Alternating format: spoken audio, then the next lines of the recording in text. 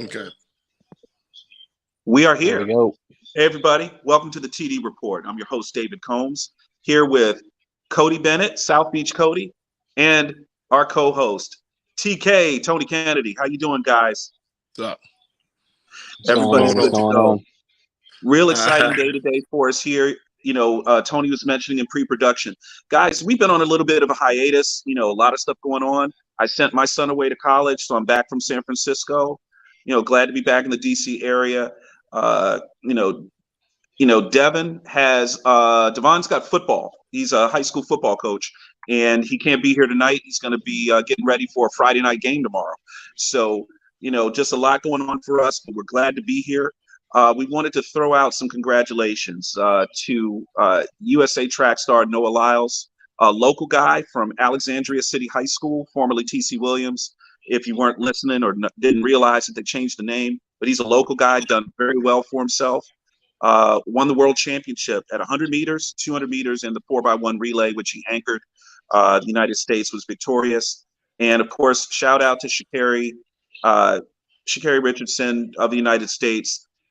One of the greatest comebacks in track and field history was for her to come back from suspension for marijuana, tested positive, and a lot of setbacks along the way. And she came back with a vengeance, won the world championship at 100 meters out of lane 9. So the main competitors with the better times in qualifying could not see her, and she couldn't see them either. And she won the world championship at 100 meters, also anchored the victorious women's 400-meter relay in championship form. So we want to make sure that we show our world champions from the United States and all the competitors that just competed at Worlds, give them their props. Tonight on the show, in about 20 minutes, we're going to have on a very special guest. We're going to have on Kristi Ferguson, and the name might not be familiar to you, but for those of us who are big high school football fans and sports fans in general, you have heard the name BS High. Bishop Sycamore High School's documentary just came out. It's on HBO Max. Everyone's been watching it. And Tony, I'm bringing you in here. Everyone's been talking about this documentary. Yeah, guys, this documentary, for some of us, so as you know, Cody and Dave, we actually were the first ones in the DMV to put together the I-95 Kickoff Classic and the Patriot Classic. So we understand how to put together big games and how to bring teams from different states in, so big schools. So when we speak on this, we speak on it from, hey, we were professionals at it. We did it. What we saw 2 years ago, almost to the day, when Bishop Sycamore played IMG, that right there, it was criminal. It was criminal because the kids had just played a game on Friday, the 27th, and they turn around on Sunday, the 29th of August, and play another game. It's at high school level, that is almost impossible. And just to talk about that, Dave and Cody, I just can't believe that could happen. But furthermore, to just do kids and parents and take advantage of them is some of the lowest of the low that I've ever seen in my life. And my team hadn't seen it. And I was mad at my team, my guys on the TD report, because they hadn't seen it. And, I'm just like, it was killing me because this is what I do for a living. I help kids, I help parents, and we put on events. And it just hurt me to the heart to know that when you know you're struggling, you broke, you're trying to make things happen for everybody else, and to see someone come in and Take advantage like that of people that they didn't know. I mean, that's as low as beating an animal. I mean, to me. You're right. It was tough to watch. It was a tough watch. the coach, Roy Johnson, the former coach of Bishop Sycamore, he talks about himself as a third party, like he's some star or something. And he asked himself a rhetorical question. He said, "Do I look like a con artist?" And he chuckled, he laughed throughout, through certain things that he did and certain mannerisms that he would say, well, I didn't know that there was a rule on an age a kid could play in high school football. I didn't know there was an age limit because we don't follow that. See, Cody's shaking his head, right? There are rules in college football, in high school football, in age group football. The rules are there generally to protect the players that are playing. That's what the rules are for. And the idea that Bishop Sycamore would take the field, 21-year-old players, I'm going to take it a step further. Imagine you're a 5-star recruit for IMG. You're going to Notre Dame. You're going to Florida State. You're going to Alabama. And a kid from Bishop Sycamore that's 21 years old who should be ineligible to play blows your knee out and you lose your ride, or you have to go to a different school, or our guest whatever. is in the green room. Can you imagine that? Excellent. Thanks, Cody. So she's in the green room. She's ready to go. So without further ado, everyone, thanks on the TD Report for joining us. We are going to bring in our special guest, Kristi Ferguson. Kristi, are you there? Just a moment. Here she comes. Hey, Kristi, how are you? I'm doing well. How are you guys doing? Doing great. I'm sure you know Tony. Hi. Hello.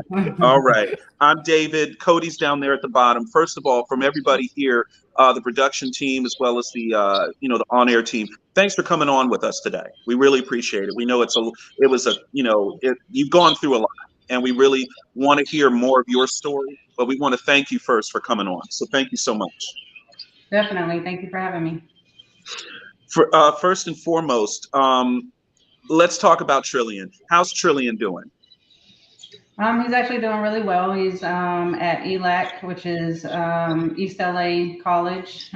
His first game is coming up this Saturday, and he's really focused. He's named the starting quarterback. Awesome. Yeah, he's doing really well. Good for him.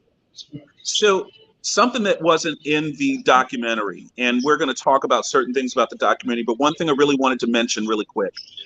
How tall is he? He's 6'5".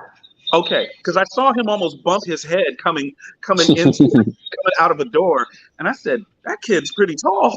So, okay, yeah. I would double check on that. Okay, so let's get into this a little bit. First of all, I'm going to give you the floor first. There were certain things that you wanted to talk about that were not touched on in the documentary that most of us have all seen, and definitely our viewers of the show have seen it. What do you want to get out there most about what your experience was or what wasn't touched on in the documentary? And we can start from there. Well, if we had time, I'd go through the whole laundry list of things, but you got all the time you want. Yeah, I have some key points. Everybody's like, hey, how did the mom or how did the parents let this happen? I'm going to address that, especially in my situation and Trillian's situation. When Bishop Sycamore came about, and we were in California. That's where we were living, and it was COVID, and all the high schools decided not to play. So when we found that out that they weren't going to play this upcoming season, we had to find somewhere. It was too late for us to go. He was a senior, he was 19. And also clear up that point, just so you guys know, IMG has 19-year-olds on their team as well. It's a prep school. And yeah, absolutely. Yeah. IMG had some young men that were the same age as my son on that team as well. So it was COVID. We didn't have anywhere for him to play. He needed to play and get his last 2 credits. So he had 2 credits left. And so, he got on Twitter, they reached out to him. Roy Johnson actually was another coach, reached out to him and said, hey, there's an opportunity. We have we're going to have the 4th, toughest schedule in the nation. We're getting everything set up, you know, and this was from May. Trian actually went out there at the end of May. So he was only there for May to right after the game, the IMG game. So summertime pretty much. Okay. And Got it. Right. you know, he withdrew from his high school, and you hold back and finish his 2 credits and then graduate. So when he went and we got reached out by Bishop Sycamore, we said, hey, this is interesting. We did our research. They sent us a contract. It had a list of the whole schedule of what the, you know, classes look like, what did their whole day look like. You know, gave us the accredited school that they were going to utilize. And I don't know if you guys are familiar with the way California works. There's a specific school that I'm gonna name. It's called Winter Circle. It's one of the top, you know, schools in California, and they do the same thing, right? So they're a school, but they don't have a school on site. They do an online program. Okay. And this thing, you know, with Bishop Sycamore. So we're obviously well known and well versed with how that works. Was Bishop Sycamore offering the online classes as online? Yes. Okay, Yes, gotcha. That clears a lot up. Yeah, Okay. that clears a lot up. I did my research, and it was accredited. Gotcha. Okay. So as this was happening and this all played out, you know, everything looked legit. I'm going to tell you, they sold us the dream. They took, from when the time Trian got there, my mom and I flew to Ohio to set the apartment up, as well as his roommate and his parents. We made sure that they had everything they needed. They were getting fed. So all this stuff about the kids having to steal, it wasn't true. Now, we didn't know at the time that the apartment wasn't being paid for. Right. Oh my God. So we didn't know. Trian was there 3 months, and you saw that in 90 days they were going to get evicted, which we had no clue that all this was happening. And during that time in the summer, they were renting charter buses. They were taking them to the Georgia Tech summer camp. They were taking them to University of Louisiana Monroe summer camp, TCU, UNT, on charter buses. So obviously, as parents, we're like, okay, this is legit. We want, you know, getting ready to pay the tuition. You know, I wanted to also talk about the helmet, right? I hear some stuff on Twitter about, hey, well, why would you let him play with the helmet? He went there to practice with the helmet, right? He went there to practice, and they were supposed to get brand new helmets for the game. That didn't happen, of course. You know, and so a lot of things, and I, you know, appreciate HBO and the way that they brought everything out, but there's a lot of gaps in the story, you know, so everybody doesn't see the whole picture of what really happened. So in every situation was unique. Trian actually got probably 6 or 7 of his friends from California that were still high school age to go out there and play as well. So obviously that was one of the reasons that it really affected him afterwards, feeling responsible with everything, you know, that went down. Yeah. He seemed like he had a big weight on his shoulders. And I you know, you see, you know, I have a son about your son's age, and you can see it on his face. You know, it just seemed like a big burden on him. And from your standpoint, Kristi, when did things start to kind of unravel? Was it the Friday before the IMG game, or was it the fact that there was a game after that? You know, they added that game in on the Friday.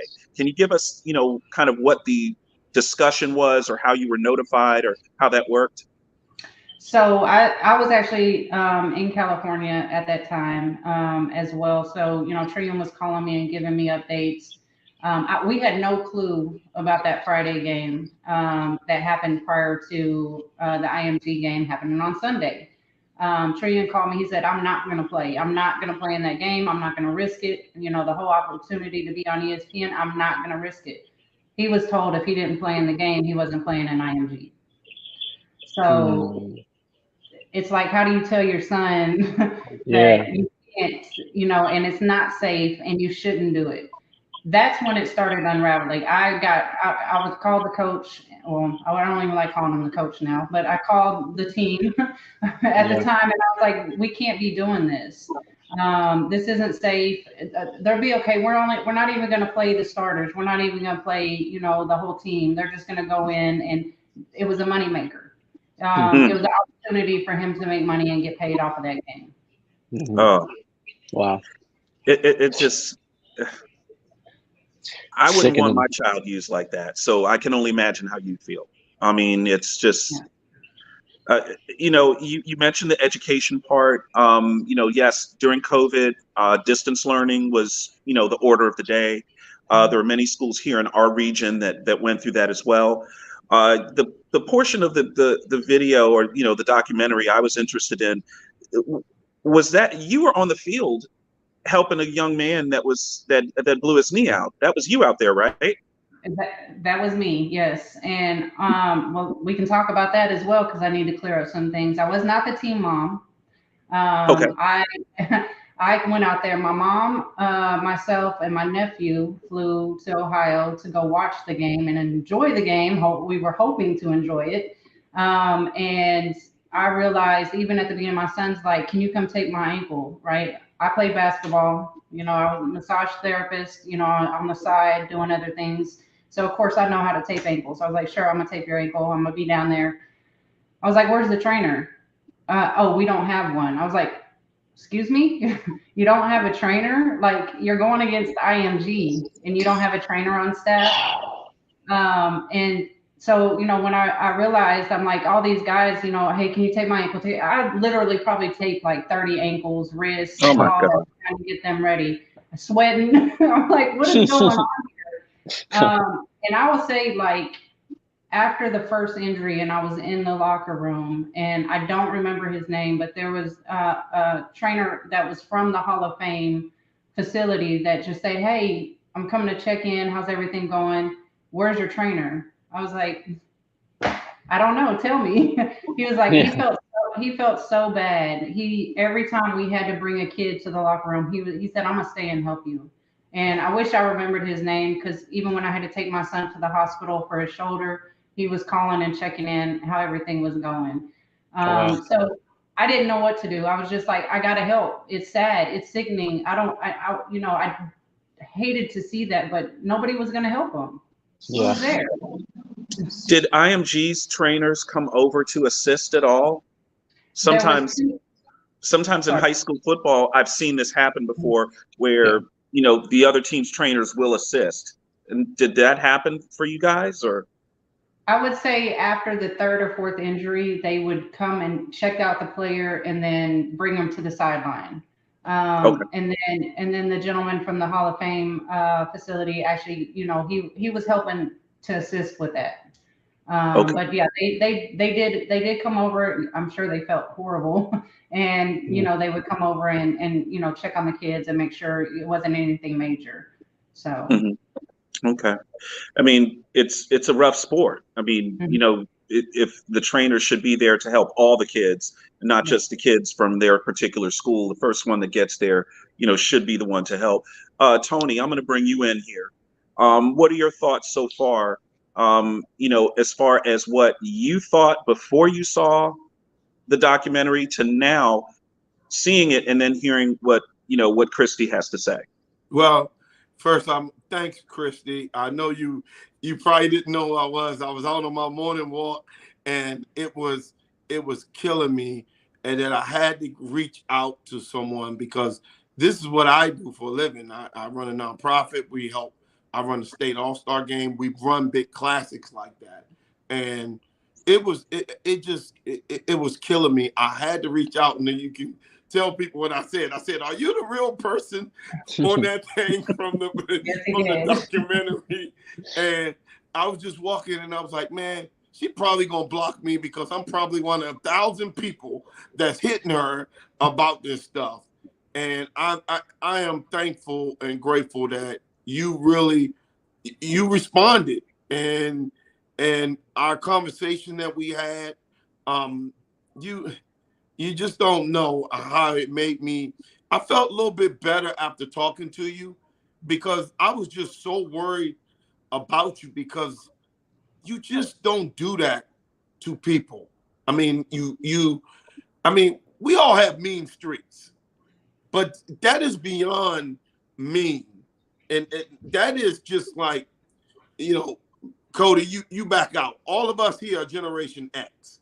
So, and I'm good friends with Cody's dad, but we all were born in the era, and you know daggone well, when the street lights came on, you better have your butt.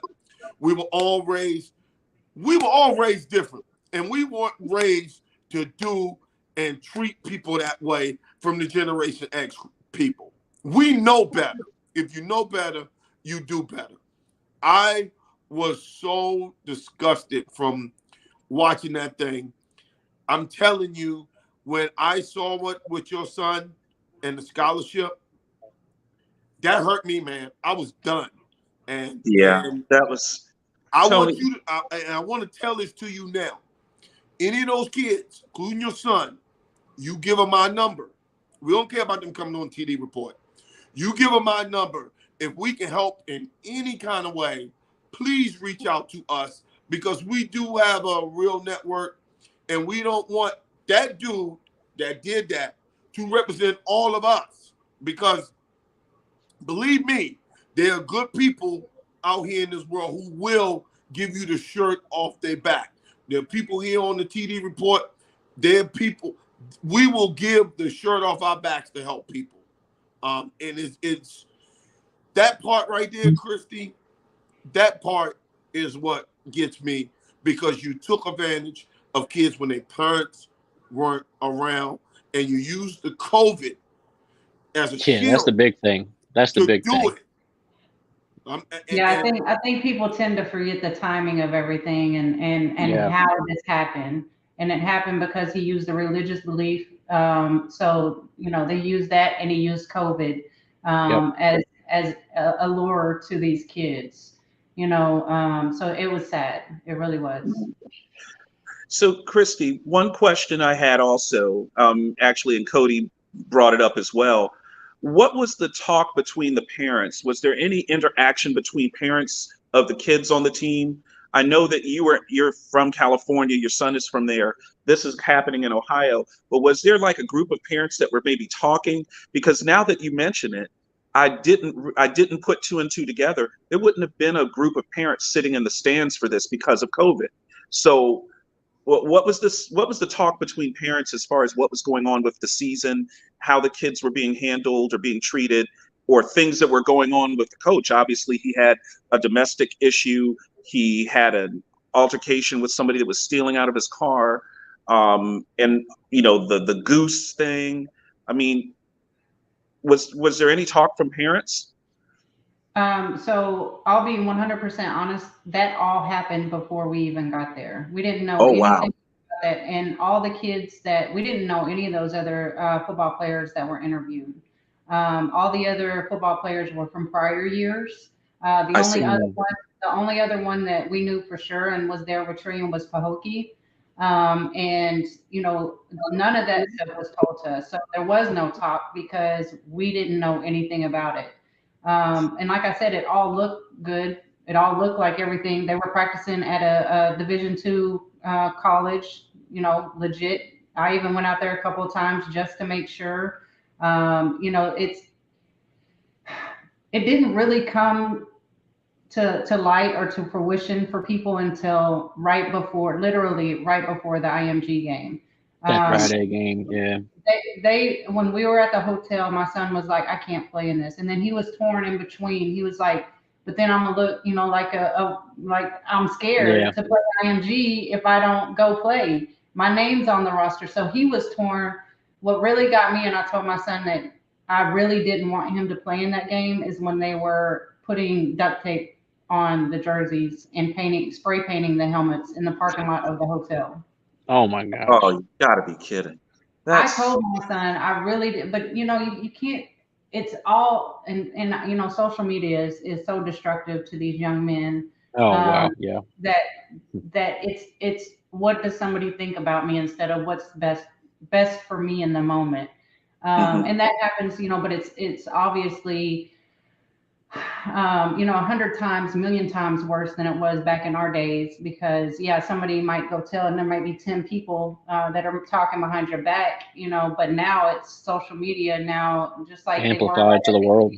Telling people going to tell my son he needs to go kill himself, grown men, that he shouldn't be breathing and walking this earth.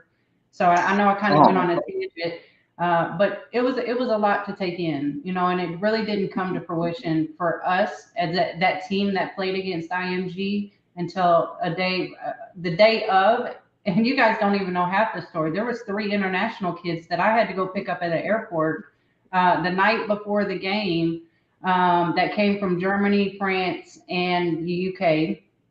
And Wow. I went and picked them up at the airport. My nephew was with me because he begged me. He was like, "Go pick them up." It was almost midnight. I was rushing to get them back because obviously we had a game. Yeah. I'm like, "How are they even gonna play? They've never even practiced." These people spent thousands of dollars to get their kids over here to play U.S. football.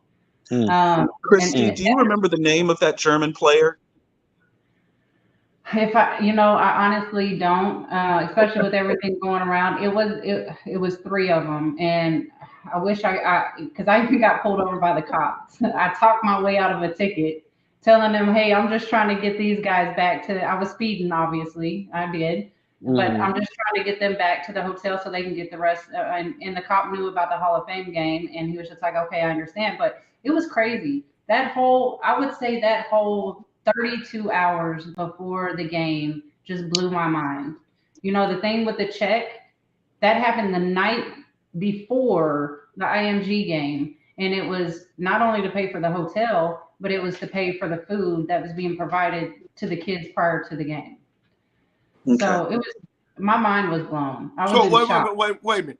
ESPN, with all that money, didn't cover the hotel and didn't cover the food? No. No. ESPN, I mean, regardless of what they say, I 100% believe that ESPN is at fault. I think I found that German player, Dave. How do you not have a roster? I didn't find out about that stuff till afterwards. How do you not have a roster? I have been around football since my son was playing since he was 4 years old. So it was just mind-boggling. Like, I couldn't believe half the stuff that was going on. And there's gonna be people that believe me or discredit me or whatever, which I'm okay with because I know what the truth is. And at the end of the day, I want to make sure that this doesn't happen to any other parent, especially single moms, that's just trying to get their kids to college. I have 2 boys, and thank God, through the grace of God, both of them are in college playing sports right now.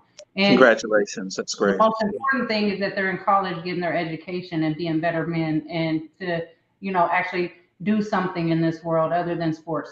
It's going to get them there, and that's what their dreams are. But, it's not just about football or basketball. It's about, being the best person you can be in this world. Absolutely. Tony, I have a question for you from somebody that was working on this with you with the I-95 Kickoff Classic. Is the ratings or the need for a high school football showcase game during COVID, is the demand that great? Should that game have even been played? Forget the matchup. Should that game have even been played during COVID? Maybe that's the question that needs to be asked. First of all, the game should have never been played when they didn't know the background. And not knowing the background was up on the promoter. So the guy that you saw that was on there from Gridiron, the scheduler, shame on you, because you don't know what the heck you doing. And go to my page. I had all the best teams on the East Coast, and I know what I'm doing when I'm running these classes. He is absolutely horrible. And for ESPN to hire him, and then for ESPN not to come on and had the guts to come onto the show. Well, no, ESPN and IMG, y'all both trash for not wanting to come on and have the guts to come on and face the music. Now, hey, if I'm wrong, hey man, people know me. I'm strong-willed. But if I'm wrong, I'm gonna tell you I'm wrong. But I'm right, I'm gonna argue till hell freezes over.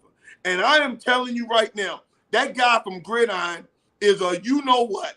And ESPN is garbage for not doing any background and not doing anything and was just out there for the buck. ESPN is run by Disney. You can't even feed them kids.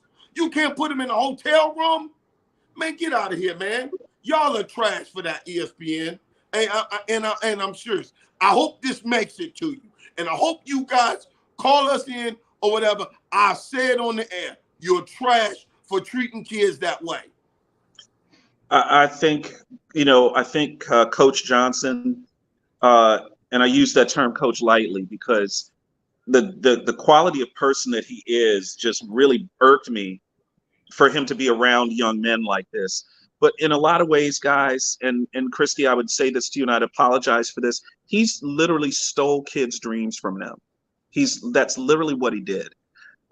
Just by the way that he tried to buddy up with them, to get them to play for him, to bring them to Bishop Sycamore, whether they come as far away as Germany or California, or whether they're local kids, and just selling them the dream. It just boggled my mind how the young men were treated. And for most of us here, we're really sorry to hear what happened with Trillian, and very sorry to hear about the issue with Grambling. Let's talk about that for a second. How were you notified that Grambling was pulling the scholarship? So what happened is it went all the way to the compliance office at Grambling for enrollment, and they told, and it was a timing issue thing. So they really wanted Trillian to come in last year and play. We were notified, by Coach Jackson. He was texting me, letting me know he really wanted Trillian there, whatever we could do to get through compliance, and compliance just couldn't do it. So they had to, and which I completely understand, they had to move on and get another quarterback in there. It sucked. It did. And 2 years later, well, after Bishop Sycamore, my son has finally, regained his confidence in being able to, trust people again, because it took a lot. But yeah, notified through text message and phone call through Coach Jackson. At least, I applaud Coach Jackson for at least doing that and not just letting compliance do the dirt, quote unquote, do the dirty work. Yeah. He made a commitment. He offered a commitment to your son, and that's a bond, and he had to break it. So at least he was, coach enough, man enough to speak to you, whether it's electronically or in person or by phone. Hey, unfortunately, we're going to have to pull this. That was probably the hardest part of the documentary for me to watch, was to see Trillian's scholarship get pulled. That really hurt. That really hurt to watch. Yeah. I'm wondering if there's any investigations or criminal charges that'll ever be tried or brought up, just because, I mean, the fact that this guy clearly in the documentary shows that he shows zero remorse or any type of guilt for this, and thinks that he still in a way helped them, is one, disgusting and makes no sense. And the fact that he even gave the proposition that more of this could come and he can continue to do this is even worse of a look. And the fact that no changes or rules have been made yet to keep this from happening, it looks like something was exposed, but yet all that it did was expose it to more people who can take advantage, just like he did. And until something's changed about it, or he's made an example of, unfortunately, stuff like this is going to keep happening. And with the spotlight this is given it, unless something's done, it may happen even more. And that's the worst part about it. I think what's his name again? Bomani said it perfectly. He's the symptom, right? And it's not just it's not just happening here. It happens everywhere, and we've seen it in California. It happens because it's so prevalent for the homeschool programs and prep schools in California. And I know people across the nation don't understand, especially Texas football. I grew up in Texas. People are like, this is crazy. How does that happen? Because it's prevalent in a lot of areas that these people know they can make money off of it. And the kids are now dollar signs and not people. So I want to make sure, because see, most podcasts, Kristi, try to do gotcha moments and they try to do whatever. When I was being transparent with you, you notice we have no commercials, we have no sponsors, we contacted no one. That doesn't start till next week when we start our season. We're here for her so she can get this story out to some of you parents who need to listen to this and listen to her words, because it may save some of you. Because remember, we on Facebook, everybody's my baby, my baby, my baby, my baby. And They will fall for the banana in the tailpipe and take it and just go anywhere and do whatever. Mm-hmm. You folks need to listen and learn, because this right here, you have predators out there, and that's what that dude was. He was a predator, and he took advantage. And unfortunately, in basketball and football, there's a lot of single moms, so you can kind of take advantage of those situations. In some sense, you can. Mm-hmm. And he did. And let's be honest, that's what he did. And you guys was doing your homework, and you still got caught out there, because if it weren't for ESPN, if it wasn't for ESPN, which I'm grateful that they screwed up. Yep. And I was an ESPN fan before I found all this out. Man, ESPN is garbage. But I'm grateful that they did put you out, because it probably did save the next group of classes that could have come up, and the next 100%. group that could have come up. You changing people's kids' destiny. You changing their destiny, and playing with that and messing with that is not cool. See, I don't have any kids. This is why I can do what I do. But all you guys who got kids, man, I pray for you guys, because I would not have the control that you had, Kristi, the control that Dave and Jody and Deb and everybody had. I couldn't do it. I'm telling y'all right now, I could not do it. It was rough. Yeah, I mean, you dealt with not just the things that were going on during that season. You had to deal, obviously, with the aftermath with, when Trillian came back home. What was that like when he got back? I mean, was he depressed? Was he ready to go back and play, or how was he feeling?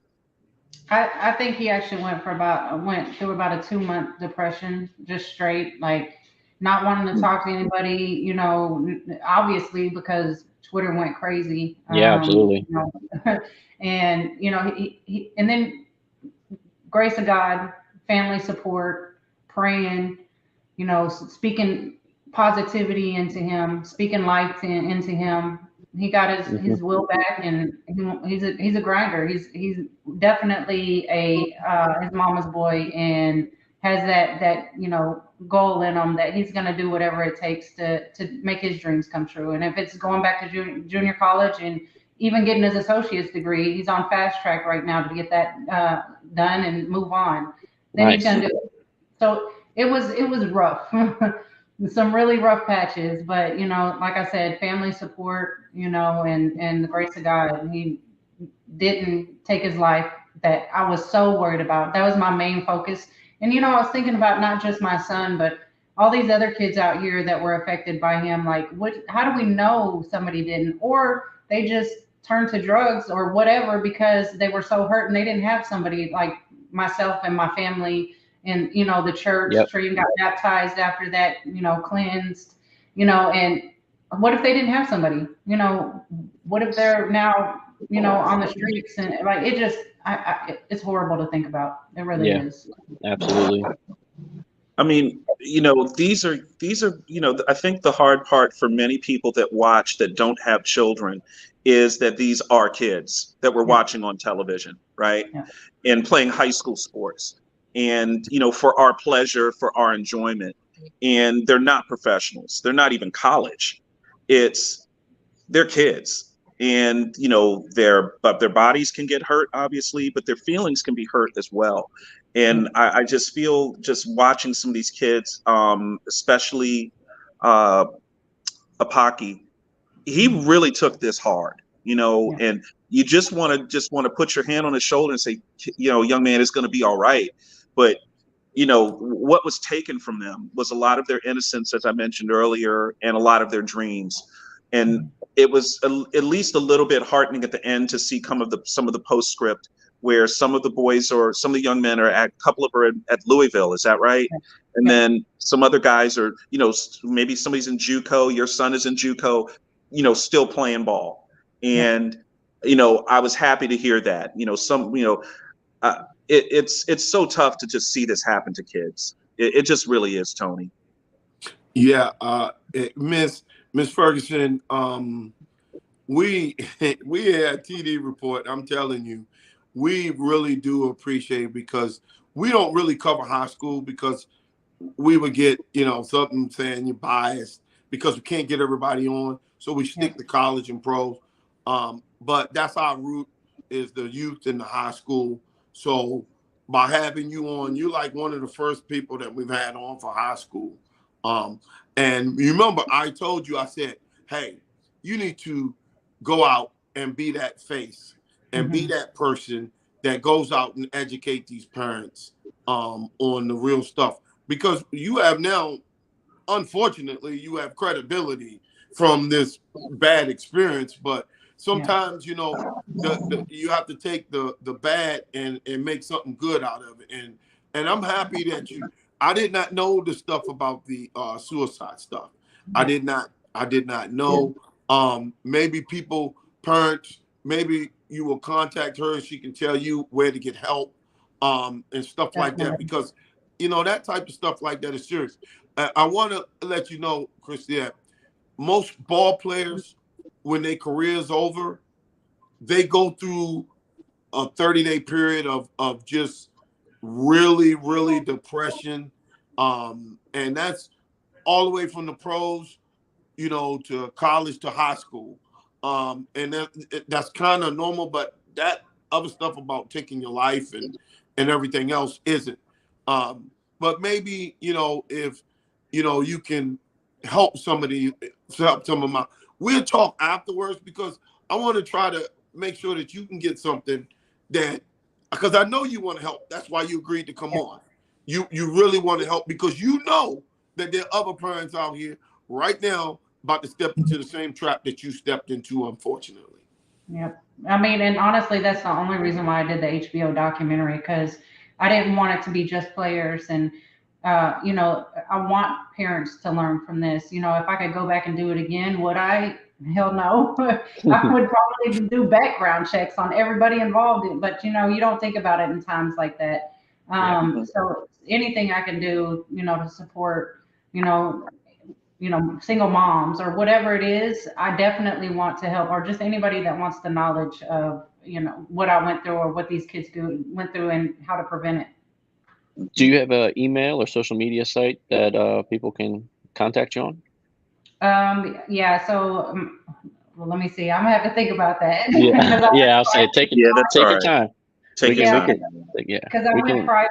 My son asked me to, and in respect of my son, Absolutely. That's respectful. Well, we can always add to the posted video as well. If you create an email, you can add it later. I'll put it in. Just Hey, Kristi, I want to, as we wind this up, I want to say just one big thing. How about them Cowboys? Oh my God! Cowboys fan. You tell them, girl. You tell them. That's all, folks. Signing off. Tell them. Thanks, everybody. Girl. Tell them. Talk to them. Tell them, Kristi, where you live. How about them Cowboys? Let's go, Cowboys. Cowboys. What I'm talking about. See, yes, I'm a Cowboys fan. Yes, I'm a Cowboys fan. Oh, there come you on, go, man. I was waiting for that. That's how you got to it. That's how it was. We're gonna see you in Vegas. See, Kristi, these are DC boys, and they for the hometown team. We don't know the name of the team. They call them Commanders or Redskins or football team. We don't know, but what we do know is where's his mute button? We know that part. See, oh, that's hilarious. Kristi, I needed that laugh. we had to lighten it up, baby, because definitely you are my dog for life because you love them boys. We're going to be down there in Texas with Alicia and all them people that love them boys because ain't nothing like America's team playing in America's game. I mean, they're going to be in the Super Bowl this year. I can feel it. Oh, my God. Oh, my God. Stop it. We got it. All right, baby. Tell them, baby. Hey, Kristi, we enjoyed you tonight. I am telling you, thank you. Yeah, absolutely. Thank you so much for coming on. Thank you so for much. having me. I really appreciate it. We're gonna come back on. We're gonna get you You're back welcome on back and anytime. Update us about your son. I will. I'll give you updates for sure. Yeah, we appreciate that. Back on. So you update us. Hey, folks. Thank you, Kristi. All right. Thank you, guys. Nice meeting you all. Bye-bye. All right. Right. Kristi Ferguson, ladies and gentlemen, and we want to thank her for joining us on the TD Report tonight. Guys, that was in depth, man.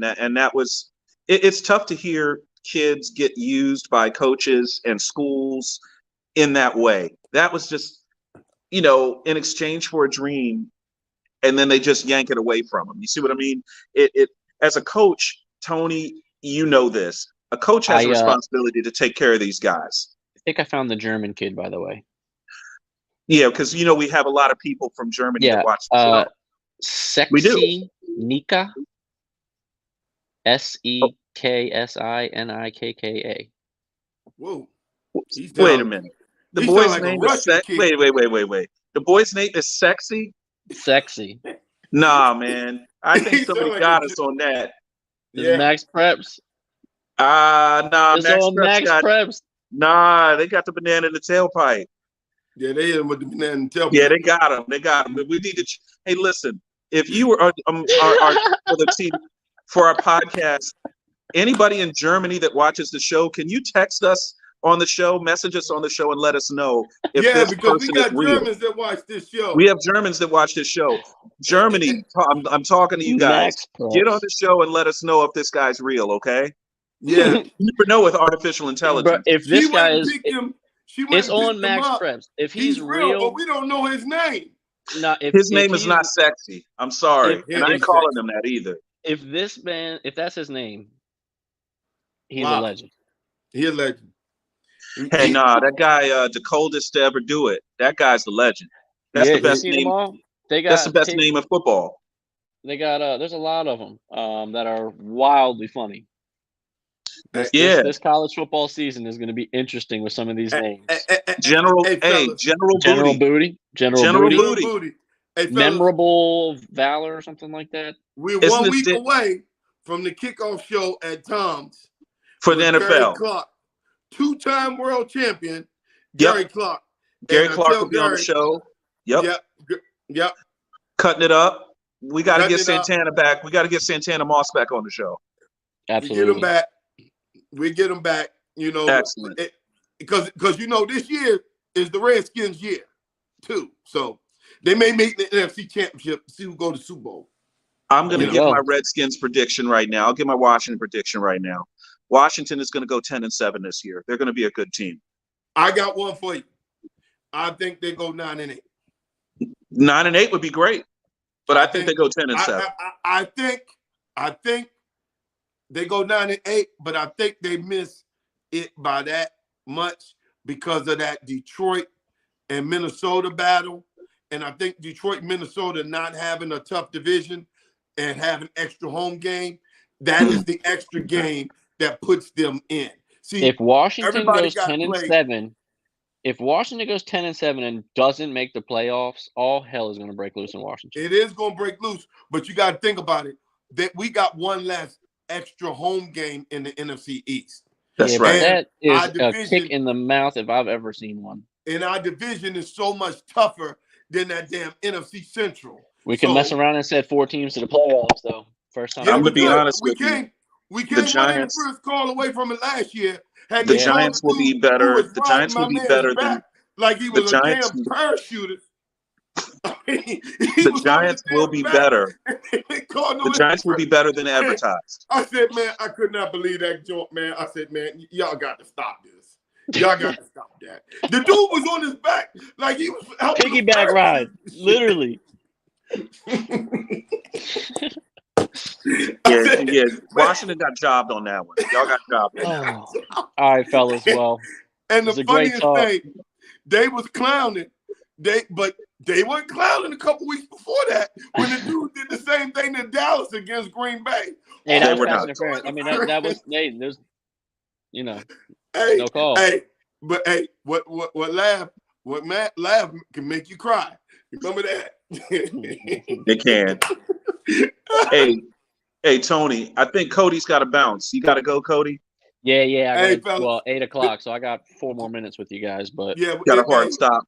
Okay. Hey, we just promote for next week. It was a great show. Cody, we're gonna break up some clips for what you guys saw. with Miss Ferguson.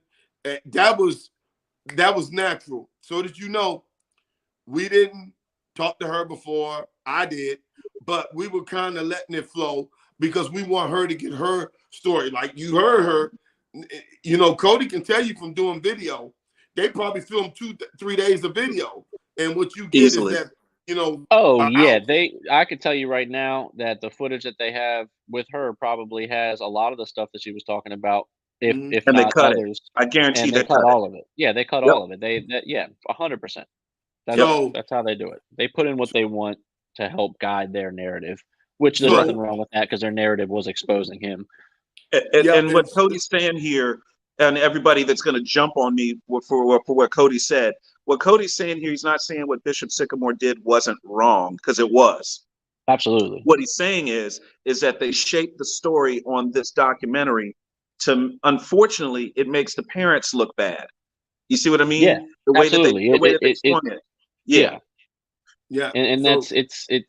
Honestly, it made everybody look bad that was It did. involved with Well, it anything did. involving Bishop Sycamore. It did. Except ESPN wasn't made to look bad. No, they And weren't. IMG But see- and but IMG see- was not made to look. IMG was not made to look bad. And I'm not The saying only way- IMG the did only way anything they could- bad the only way they could- negatively. The only way they can make them look as bad as they did is by putting that in there, saying that ESPN and IMG declined to comment. Yeah, that part and that made spoke them look bad. volumes. That spoke Yep. volumes. Absolutely. That part, Means they knew Yeah. that they were wrong. they knew they were wrong. And they knew they were wrong. And I am an IMG fan. I'm an ESPN fan. But you were garbage for what you did. If you can't stand up, if you can't come on and talk about it, then something is wrong. And I think that's fair. I think it's only fair. Bishop Sycamore has been roasted over the coals, as they should be, but ESPN needs a little dollop of some of that, and IMG should take a little bit too, because not enough due diligence was done. And I'm going to leave you guys with this, and this is something that Tony knows because I have to handle this part of the business. Did Bishop Sycamore have insurance on these kids? Bishop Sycamore is still running. That's the crazy thing. See what I'm saying? I don't know if they had insurance on these kids for the other coach. The other coach that was in there is wearing a Bishop Sycamore coaching shirt. Yes. Polo. The whole documentary. Yeah, I hope they're they're still, not. They're still. I guarantee you, they're still. Hey, they but should we never be didn't allowed to mention- play another game. They should never be allowed to play another game. He even said that 15 teams already reached out to play them next season. That means they're planning on a next season. I hope they're not playing now. I don't see them on no thing. So I hope that, because this was filmed last year, so I hope that they don't. Yeah, I mean, coaches, please don't do it. Find yourself a trainer. Please don't do it. Cody, we thank you, man. Dave, Thanks, Cody. Next, absolutely. See y'all Monday night, and then Monday Thursday night. we kick off Super Bowl 58. We go from DC to Vegas, and we call it the perfect storm. There's There we never go. been the number one city with the number one game, and the TD Report will bring it for you. See ya. Thanks a lot, Take care, everybody. y'all. Thank you. See ya. Peace.